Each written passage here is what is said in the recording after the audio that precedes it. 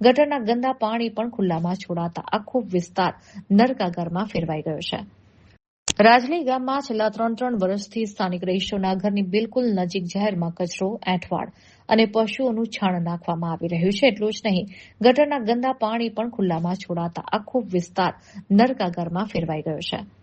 સ્થાનિક પીડિત રહીશોના જણાવ્યા અનુસાર આ અસહ્ય ગંદકી અને માથું ફાડી નાખે તેવી દુર્ગંધથી છુટકારો મેળવવા તેઓ છેલ્લા 3 વર્ષથી સતત લડત ચલાવી રહ્યા છે।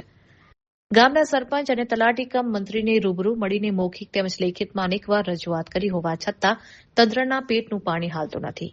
ગટરના ગંદા પાણી અને કચરાના લીધે મચ્છરો અને ઝેરી જીવજંતુઓનો ત્રાસ વધતા માસૂમ બાળકોના સ્વાસ્થ્ય સામે મોટું જોખમ ઊભું થયું છે।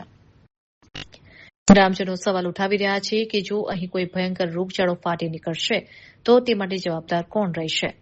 પીડિતોએ ઉગ્ર માંગ કરી છે કે આ ગંદકી વહેલી તકે દૂર કરવામાં આવે અને ગટરના પાણીનો યોગ્ય નિકાલ થાય। જો આ પ્રશ્નનું તાત્કાલિક નિવારણ નહીં આવે તો આગામી દિવસોમાં ગ્રામજનોએ ગાંધી ચિંધ્યા માર્ગે આંદોલન કરવાની ચીમકી ઉચ્ચારી છે।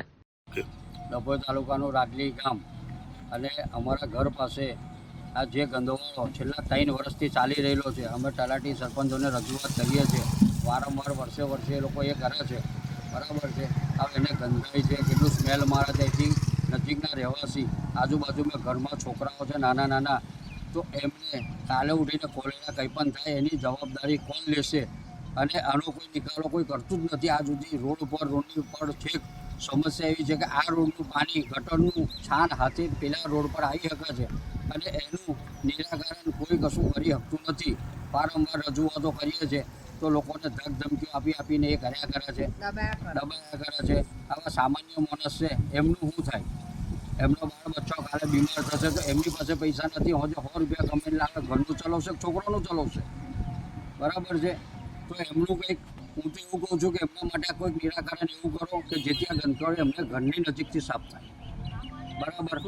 આપણે નથી, એમનો છોકરો સહી સલામત રહે। કયું ગામ છે? રાજલી ગામ।